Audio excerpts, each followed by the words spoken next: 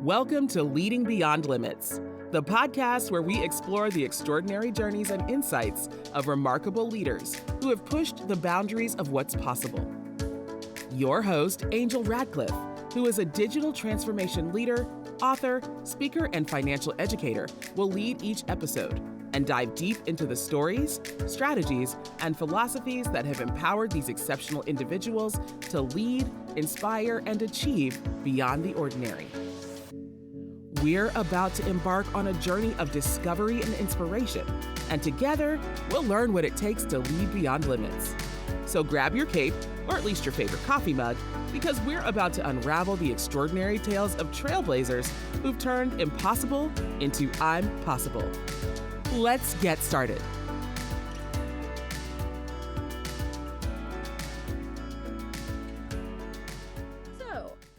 What is the one story everyone in your company tells about, how things are done here when you aren't in the room? Oh, yeah. That is the million-dollar question. Right.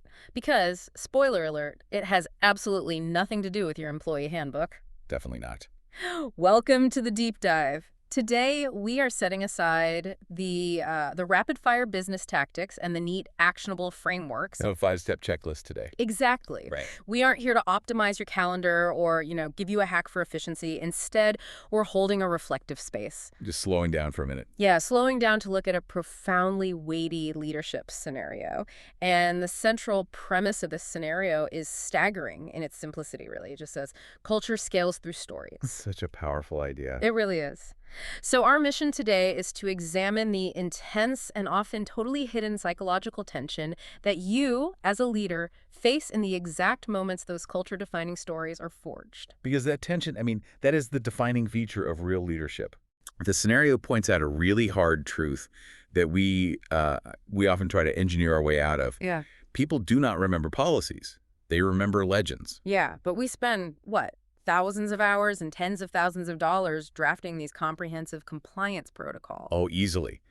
Outlining core values on acrylic plaques, putting them on the wall. Generating endless PDFs to safely categorize every possible behavior. Right. And we do this because it provides an illusion of safety.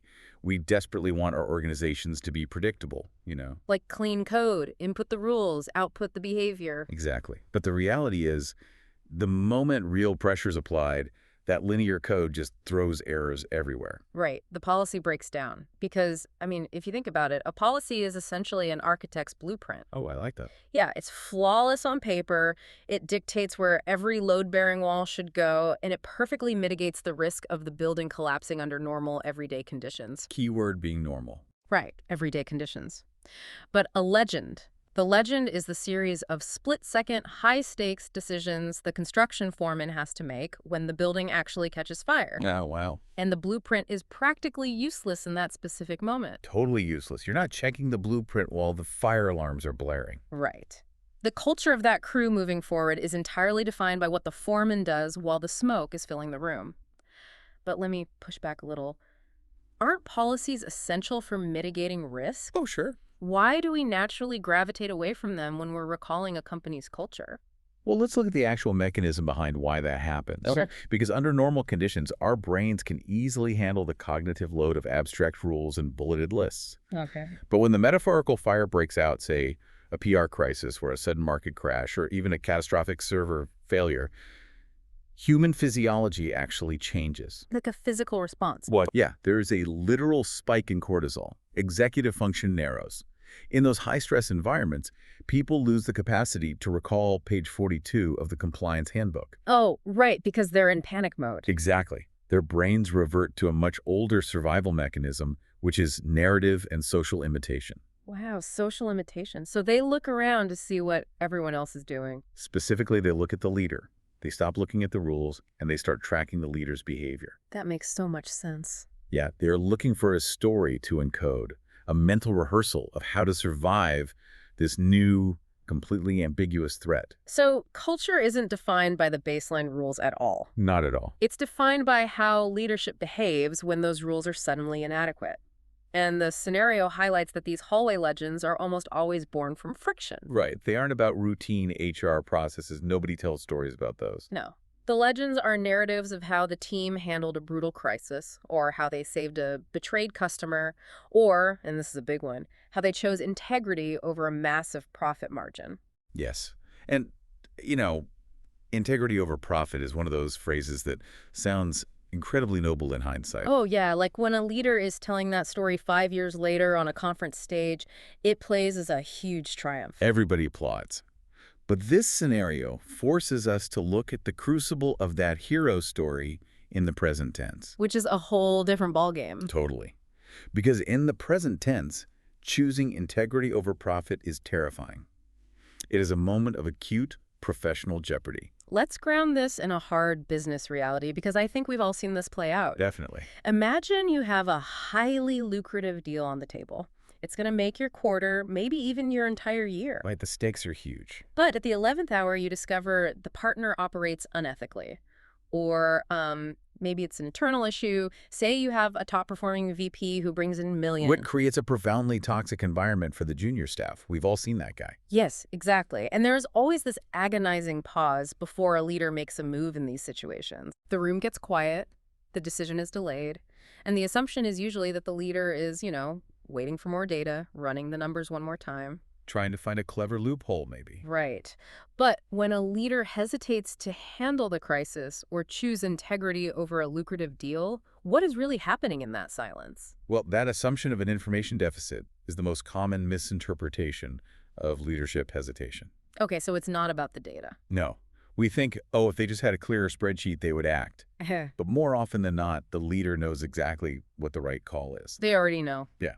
The hesitation is born out of a sudden, visceral dread of exposure. Ah, the realization of accountability. Exactly. Because if you fire that toxic rainmaker VP to protect your junior staff, there is no generic HR policy that is going to shield you from the board's wrath when you miss your revenue targets next quarter. None. You are stepping entirely outside the safety net of business as usual. Right. The risk is no longer distributed across a corporate framework. It rests entirely on your shoulders. You are absorbing the financial hit, and you're absorbing the reputational risk. It's all on you. Yeah, and in that agonizing pause, the leader is feeling the raw physical weight of that vulnerability. It's that chilling realization that if they make the hard call, they stand alone. They have to walk into the boardroom and personally own the consequences of a diminished bottom line. Right.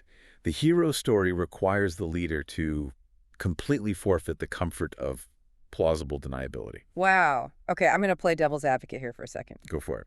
Because if I'm listening to this, the sheer weight of that exposure feels, honestly, paralyzing. It is paralyzing. Knowing that every murky, high-stakes decision I make in a state of uncertainty will become a permanent hallway legend. It practically incentivizes leaders to freeze. Yeah. It practically begs leaders to form endless steering committees or hire outside consultants just to dilute the blame. Oh. I mean, if my hesitation or my potential failure is going to be written into the company lore, it feels immensely safer to just never be the sole author of the story. How does a leader avoid freezing up completely? It's so true. It Yeah. absolutely incentivizes that behavior. Right. That's the natural psychological defense mechanism against extreme visibility, right? Right, hide. Exactly. Hide in a crowd, defer to a committee, point to a vague external factor. But the core argument of this scenario is that you cannot opt out of the narrative. You're always in it. Always. A committee is still a decision. Deferring to a consultant is still an action. And that action becomes its own legend. Ah. So the hallway story simply becomes, when things get tough here, our leadership hides behind bureaucracy. Oh, wow. So you haven't escaped the legend at all. No, you haven't escaped it. You have just authored a legend of cowardice. That is brutal. But it's true. So the true paradox of leadership is this intense isolation colliding with hypervisibility. Right. You're sitting alone in your office, plagued by incomplete certainty, feeling the raw exposure of a decision that could literally cost you your job. Feeling completely isolated. Yeah. Yet the moment you make that intensely private choice, it instantly scales outward. It's everywhere. It echoes through the Slack channels, the post-meeting coffee chats, the encrypted text messages between employees. It becomes the new mythology of the firm. The mythology, right? Yeah, I mean, think about it. The tone of your voice when you handled that vendor, the specific words you used when you addressed the team after a failure, all of that data is collected, Amplified. amplified, and distributed by the workforce to define the actual living boundaries of what is acceptable. That is a heavy burden. It is. But this brings us to a critical reframing of what responsibility actually means. Yeah. Because we often operate under the false assumption that responsibility means having all the correct answers in advance. Which is an impossible standard. Completely impossible. If you wait until you have a flawless, mathematically guaranteed outcome, you aren't leading. You're just doing basic arithmetic. That's a great way to put it. True responsibility shows up most vividly when certainty is incomplete. In the gray areas. Right. If we look closely at the mechanics of these hallway legends, the story isn't actually about the leader possessing a crystal ball. No one expects you to predict the future. Right? The employees telling the story don't expect perfection. The legend is almost always about the leader's presence and composure while navigating the unknown. That is a crucial distinction. It's not just the outcome of the decision, it's the posture of the leader making it. The presence. Yeah, the presence. Because the legendary stories from my own career were never about a CEO who perfectly predicted a market shift. Same here. The stories that stuck with me were always along the lines of the market collapsed, our biggest client pulled out, nobody knew how we were going to make payroll. Total chaos. Right. But the CEO stood up, owned the ambiguity, didn't panic, and made a hard call based on our stated values. They didn't panic, and they didn't hide. Right. The paralysis you mentioned earlier comes from the paralyzing belief that you need to author a flawless story where everyone wins and profits soar. Or it never happens. Never. You don't need a flawless story. You just need to author an honest one. You have to maintain your presence in the dark. Which brings us to how leaders actually function carrying this weight day to day. Yeah. We are fundamentally talking about the tension of moving forward with partial clarity. Always partial clarity. Because waiting for 100% certainty is an abdication of leadership. It really is. It's like driving at night. Oh, I love that analogy. Right, because your headlights only show you the next 200 feet of road. You can't see the destination. No, but you can make the entire journey that way. You don't just pull over and refuse to move until the sun comes up. You have to trust your judgment within the visibility you actually have. That is exactly it. You trust your judgment to navigate what you can see. Because in business, the sun never comes up. Right. The fog never lifts. Exactly. You will never have perfect information about market volatility or competitor innovations or even the internal emotional state of your own executive team. It's just a constant state of navigating the headlights. Yeah. Judgment, presence, and self-trust. Those are the only viable tools in the gray areas where policies simply cannot reach. And if you just sit there and refuse to drive? If you refuse to move until you have complete visibility, the story your employees tell won't be about your strategic patience. Right. It'll be about your inability to act when it mattered most. Wow. Which connects back to the ultimate barometer posed by the scenario. Yeah. Does that story make you proud? That's the real test. It isn't asking if the story was highly profitable. Oh. It isn't asking if the story was completely devoid of pain or setbacks. Because a proud legend often involves a significant loss. Right. Sometimes choosing integrity means the quarterly numbers take a brutal hit, and the ensuing months are just a grind. Yeah, sometimes the crisis still leaves scars on the organization. It does. But the barometer of self-trust is whether, despite the incomplete data and the heavy exposure, you acted in alignment with what you claim to value. Did you step into the murky waters? Yes. Or did you defer to a meaningless, dusty policy in a drawer just to save face? Did you own the visibility you had? Exactly. Because when the echoes of that decision travel down the hallways when you aren't there, a proud legend reinforces a culture of courage rather than a culture of mere compliance. It signals to every single employee that when the blueprint fails, they can trust the foreman. That is the most difficult, emotionally taxing, and vital work of leadership. Bridging the gap between a written rule and a lived reality. It's the only way culture actually scales. As we bring this deep dive to a close, we really want to leave you with a thought to mull over. We aren't here to offer a neat conclusion or a prescriptive checklist. No tidy bows here. Right. This is about quiet reflection as you look at your own professional landscape. Just a deliberate pause. Think about the biggest leadership tension you are facing right now. The decision sitting heavy on your desk. The one keeping you up at night? Yeah, the one causing that agonizing silence, the one where you feel the distinct, uncomfortable weight of exposure. We all have one.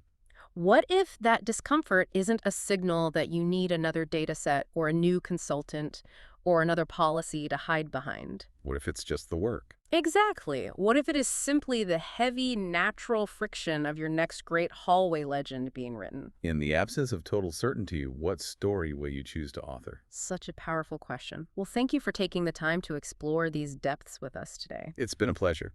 Thank you for joining the deep dive. Remember, the blueprint might keep the building up under normal conditions, but when the fire starts, everyone is looking at you. Stay present, trust your judgment, and we will catch you next time. Thank you for tuning into another inspiring episode of Leading Beyond Limits. If you enjoyed today's conversation and want to hear more from our incredible guests, don't forget to subscribe, rate, and review us on your favorite podcast platform. Your feedback means the world to us. And if you have a remarkable leader in mind who you'd like to hear on our show or any questions and comments, feel free to reach out to us. You can find our contact information in the show notes. Remember, leadership knows no bounds, and with the right insights and determination, you too can lead beyond limits. Until next time, keep reaching for the stars and leading with purpose.